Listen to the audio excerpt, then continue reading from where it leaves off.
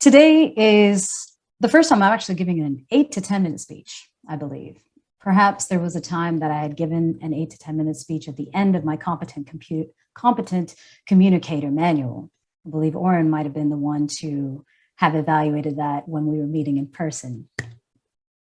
Before I get started, I would like to ask all of you, how many of you have had an extended experience with a volunteer organization? Show of hands. Oh, fantastic. That's awesome. Everyone except myself. Now, this particular project, I wasn't entirely sure how I would complete this because I have not participated in a volunteer organization, at least so I thought. For the longest time, I've wanted to volunteer either with an organization doing something charitable or something like helping out homeless people. I've always heard of the PB&J drives where they make sandwiches and hand those out, or even an animal shelter. I've always wanted to do these things, but I've never actually taken the time to sign up, other than perhaps a one-off event. So I wasn't sure. This is one of the required projects of my pathway in dynamic leadership. I wasn't sure how I would tackle this speech until I read the project details. And this goes to all of our members here, present and future. You got to read the project details, because by reading those project details, you will see how many of these projects can actually apply to many of the things that you're doing in your life already. And so in reading these project details, I realized that actually serving as an officer was a part of this prerequisite, this requirement for this project, to serve in a role as an officer in a volunteer organization, in this case, Toastmasters being the volunteer organization. The project itself was, for me at least, was serving as Sergeant at Arms. Maisel, you were not around in the previous year and a half, but my role as Sergeant at Arms was pretty much from the end of 2020 to this summer, officially in the role of Sergeant at Arms. I'm still playing the role of Sergeant at Arms now, but not in the official capacity, at least as it's listed on Toastmasters. I believe Bruce is in that role at the moment. When I completed my level 2 project, and we all have to go through this, there is a level 2 project about identifying your leadership styles. And you get to go through these various leadership styles, and you get to do a little survey that then lets you know which of your leadership styles rank the highest and rank the lowest. For me, it has always been authoritative. And if you know me, and if you've been experienced, if you have any experience with me in most settings, I do tend to be a little bit authoritative. I do like to take command. I like to take charge. I like to set initiatives, and I like to follow through with those things. So my leadership assessment when I had first done that project was authoritative and innovative. Within this role of Sergeant at Arms, I have adapted, or had and have adapted my style to be more democratic and affiliative, which is taking that consensus with the group, seeing what works for other people, trying to find that middle ground that makes it possible to do my role. Now, the role of Sergeant at Arms, for those of you who are not familiar with Toastmasters Sergeant at Arms role, at least in person, traditionally speaking, it's to set up the meeting. So you set up the podium, you have the lectern, you have all of your supplies, all of those things so that the meeting can run efficiently. In the virtual environment, it was setting up the Zoom meeting. Now, considering we were in lockdown, that's pretty much all we had access to was these Zoom meetings. Now, my role as Sergeant at Arms with the virtual environment was to record meetings, back them up, make sure everyone has the correct link, rename individuals if necessary, and then also kick off the meeting. I will admit that doing this virtually was significantly easier than doing it in person, because that would mean I'd have to arrive much earlier to the meetings to make sure that the room is set up. And of course, that would also be a challenge for Oren, who was running the Audible building, to be there present to let me in early enough to do all of that stuff. However, it is still a responsibility that needed to be carried out with due diligence.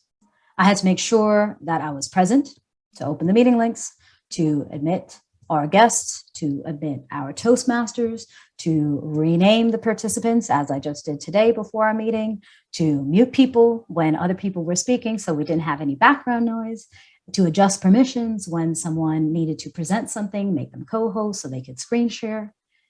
And also, in addition to that, when I couldn't be present, I had to communicate that effectively with others in a timely fashion so that the meeting could go on.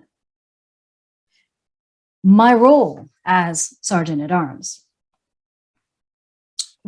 has had more impact than I thought it would initially. When I took on the role of Sergeant at Arms, I was thinking, well, I have run all these online classes. I can do a Zoom meeting. That's not a problem. It's just going to be an easy, I'm going to attend the meeting and that's it. That's all I'm going to be doing, setting up a Zoom meeting. But like, what's the real impact here? But to be honest, it's impacted me quite profoundly, both as an individual, as a Toastmaster, and as a leader. As an individual, it has impacted my integrity because I've always shown up with integrity to everything I've done. And by showing up in the same way as SAA, I was able to see that I have that consistency of character to show up with that integrity, no matter what role I've taken on. As a Toastmaster, it renewed my excitement for Toastmaster meetings. You know, I'll admit, I had lost a little bit of enthusiasm at first because our meetings were infrequent.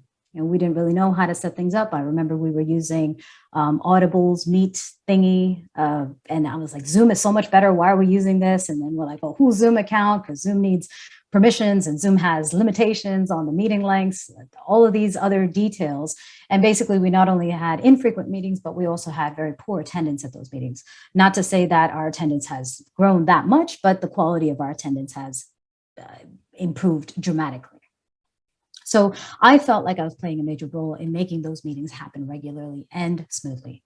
In addition, as a Toastmasters, I felt more connected to the club and my fellow Toastmasters and the other members, as well as the guests that showed up on occasion, because I felt like I was providing this valuable service to everybody by making sure these meetings actually happened. And finally, as a Toastmaster, I felt a sense of pride, because I was not just a member of a Toastmaster group sitting in, listening quietly, or even maybe doing a speech or doing a table topics, but I was the Sergeant at Arms of Washington Park Toastmasters, and I was doing a good job. At least I'd like to hope that I did. Which 360 degree evaluations forms to be sent to my Oren and Bruce. And thirdly, as a leader, how has this impacted me? In most areas of my life, I'm generally taking on the top role of leadership. Being an entrepreneur and running my own business for almost 20 years now, that was not only possible to be at the top, to be running everything and making all the decisions, but it was inevitable, or as today's word, ineluctable.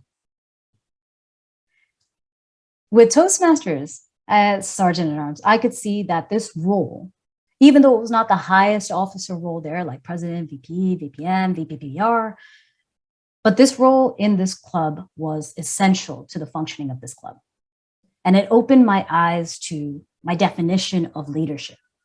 Because leadership is not just about being at the top. It's about taking the lead in whatever role that you play and doing it to the best of your abilities.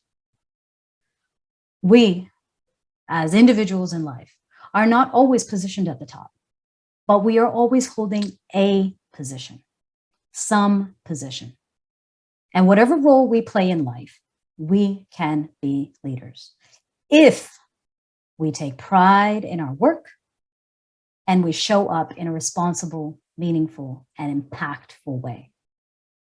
So I have questions for all of you. Are there any roles that you play? You don't have to answer this, just ponder it. Are there any roles that you play in your lives where you think are trivial or inconsequential?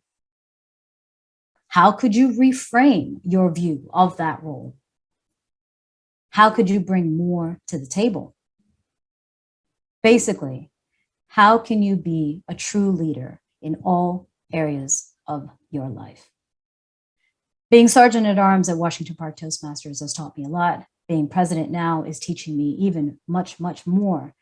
And I look forward to showing up in powerful ways with other individuals who are also doing the same, no matter what role they pick, because they make that commitment to be a leader in that organization or in that environment. Thank you very much.